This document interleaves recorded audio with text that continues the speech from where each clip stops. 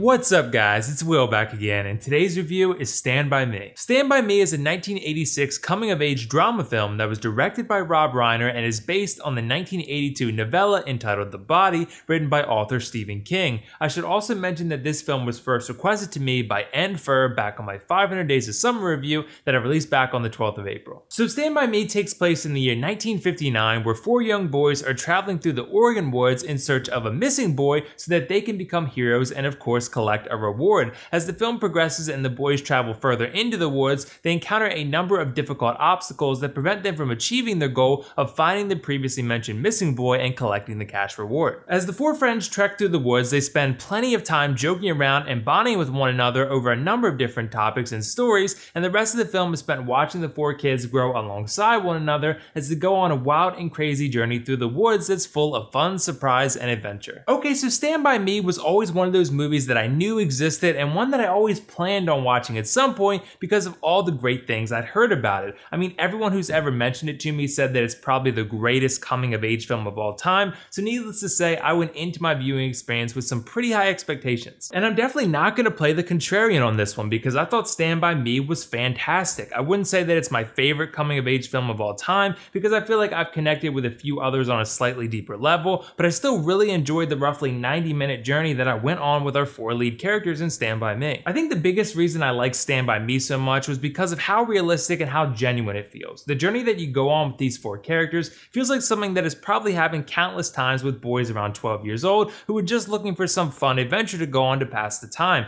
Even the conversations that the boys have with one another feel so realistic that it almost feels like you're not even watching a movie sometimes. They punch each other, they make fun of each other, they find ways to get in trouble, and most importantly, they put on their serious faces when they come to the realization that one of their friends needs their spirits lifted. I think that Stand By Me is a film that a lot of people are really going to enjoy because it's more than likely going to conjure up a number of feelings from your own childhood as you think back about the things that you did with your own friends. I think that this film's very relatable, not explicitly in what the four friends are going to do, and that's searching for a missing boy, but rather the adventure, the relationships, and of course growing up and trying to find your identity. This is absolutely 100% a coming of age film because the vast majority of it is spent with the four boys simply talking to one another and either joking around or trying to make sense of what's all going on in all their lives. They each have unique stories, but they're such good friends because they can relate to one another and empathize with one another as they're trying to navigate their way through adolescence. This film is charming because it goes for the ultimate sense of realism. I think that Stand By Me really does its best to get you attached to the characters